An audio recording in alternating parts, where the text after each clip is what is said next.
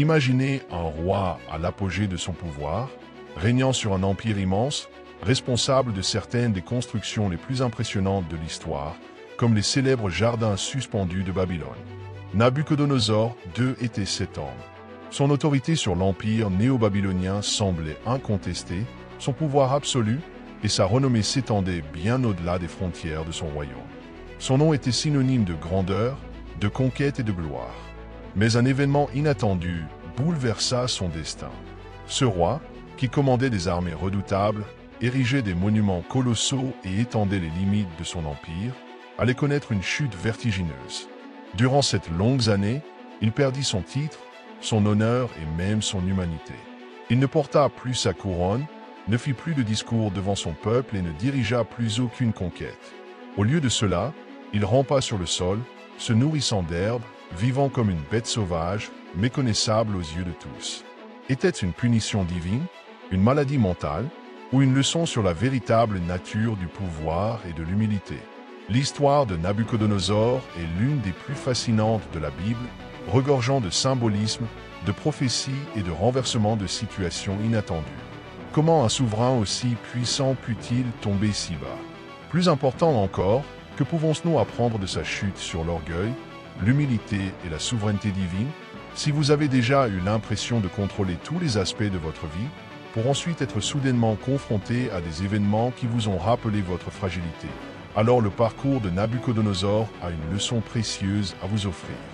Restez avec moi jusqu'à la fin de cette vidéo, car cette histoire ne parle pas seulement d'un roi de l'Antiquité, elle parle de nous, de nos choix, et de ce qui se produit lorsque nous refusons d'écouter les avertissements de la vie. Voyons maintenant comment un roi tout-puissant a vu sa gloire s'effondrer avant de connaître une restauration inattendue.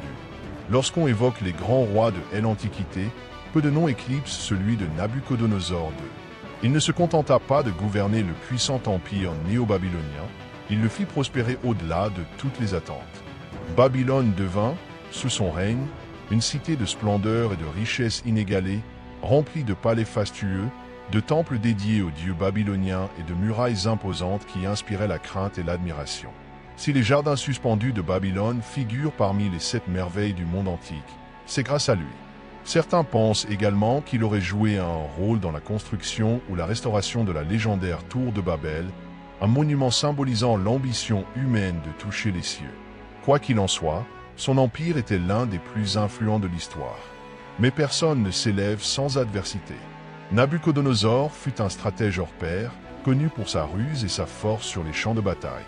Son père, Nabopolassar, avait libéré Babylone du joug assyrien, mais c'est lui qui solidifia la domination de son empire. Il affronta les Égyptiens, les Syriens et de nombreuses autres nations, repoussant sans cesse les frontières de son règne. Son nom était redouté sur toute la surface de la terre connue.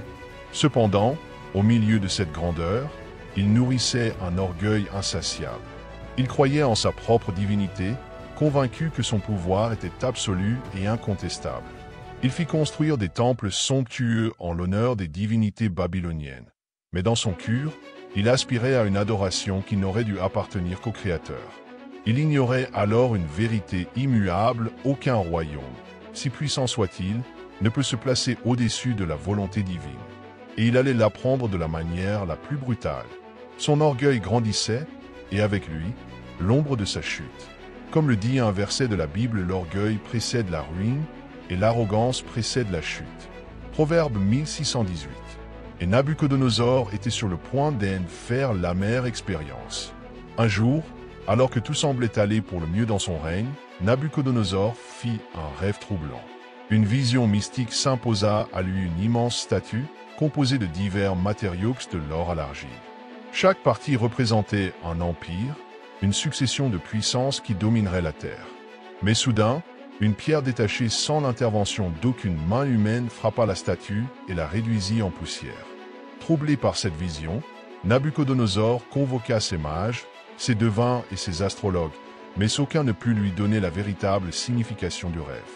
Finalement, il fit appel à Daniel, un captif hébreu connu pour son interprétation des songes et sa sagesse exceptionnelle.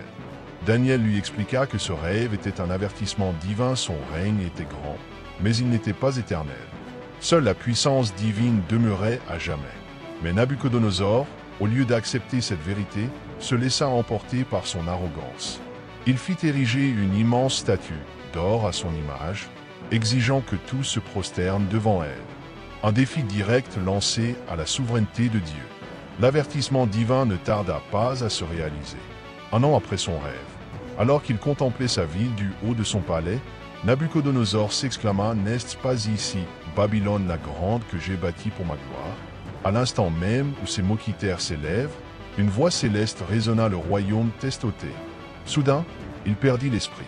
Son intelligence humaine lui fut retirée, et il vécut 7 ans comme un animal, mangeant de l'herbe, errant sans but, les cheveux longs et les ongles semblables à des cerfs. Après 7 ans d'humiliation, Nabuchodonosor leva enfin les yeux vers le ciel et reconnut la souveraineté de Dieu.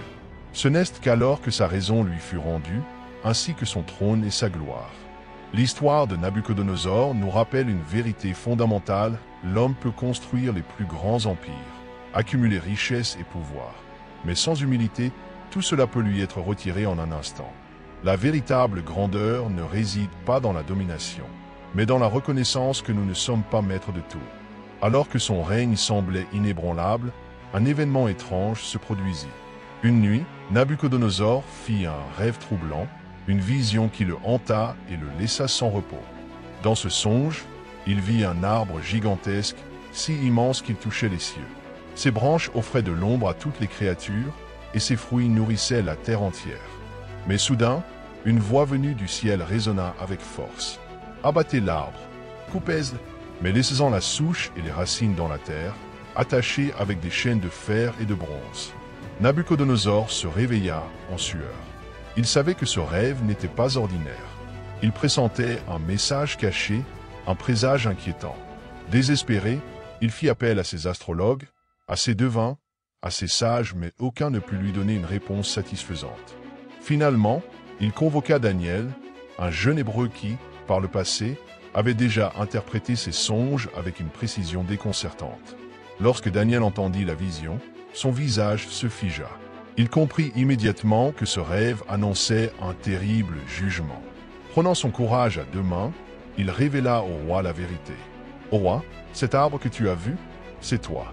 Ton règne est grand et puissant, il s'étend sur toute la terre. Mais tu seras abattu, tu seras chassé des hommes, et tu vivras parmi les bêtes des champs. Pendant 7 ans, tu mangeras de l'herbe comme les bœufs, jusqu'à ce que tu reconnaisses que le Très-Haut règne sur le monde et qu'il donne le pouvoir à qui il veut. » Daniel le supplia de se détourner de son orgueil et d'agir avec justice. Peut-être que Dieu, voyant son repentir, suspendrait son châtiment. Mais Nabuchodonosor n'écouta pas. L'avertissement avait été donné. L'horloge tournait. Et 1 an plus tard, alors que le roi se tenait sur son palais, contemplant Babylone avec fierté, il prononça ces paroles fatales. « N'est-ce pas moi qui ai construit cette grande Babylone, par ma puissance et pour ma gloire ?» Aussitôt, une voix divine résonna dans le ciel. Ton règne t'est retiré. Et en un instant, tout bascula. Et si vous aimez ce type de contenu, abonnez-vous à la chaîne et activez les notifications pour ne manquer aucune histoire et réflexion qui pourrait transformer votre vie.